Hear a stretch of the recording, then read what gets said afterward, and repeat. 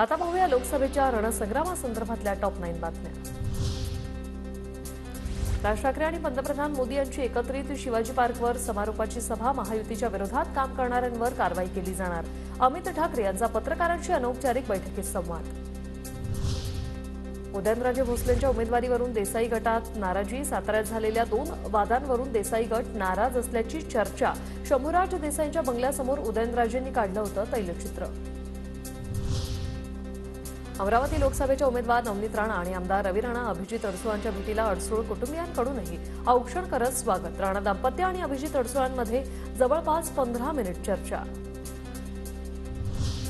घरी आलेल्यांचा आदरातिथ्य करणं ही आपली परंपरा। आम्ही युती म्हणून एकत्र लढतोय। नक्कीच सकारात्मक गोष्टी घडतील। राजकारणात कुणी कुणाचा कायमचा शत्रू किंवा मित्र नसतो। राणा दाम्पत्याच्या भेटीनंतर अभिजित अडसुळांची प्रतिक्रिया। बघा, राजकारणात कोणी परमनंट शत्रू नसतो किंवा मित्र नसतो। आमचे पदाधिकारी आजही स्टँड बायवर आहेत, परंतु कुठेतरी नक्कीच पॉझिटिव्ह चर्चा आता हे गेल्यानंतर आम्ही नक्की बसून चर्चा करू आणि नक्कीच काहीतरी पॉझिटिव्ह आउटकम त्याच्यामधून येईल।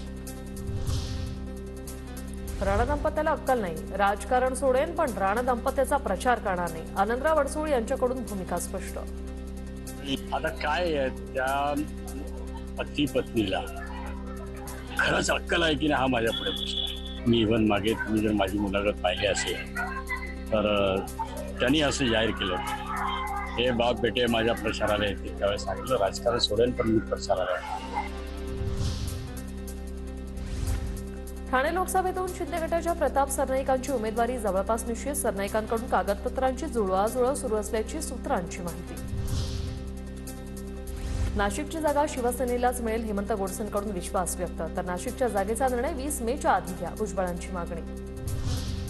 संभाजीनगर लोकसभेसाठी महायुतीच्या उमेदवाराची उद्या घोषणा होणार। भाजपच्या भागवत कराड यांची माहिती। महादेव जानकर किमान लाखभर मतांनी विजयी होतील। महायुतीचे सर्व घटक पक्ष जानकरांच्या पाठीशी। महादेव जानकरांच्या प्रचारासाठी 20 एप्रिलला परभणीत मोदींची सभा।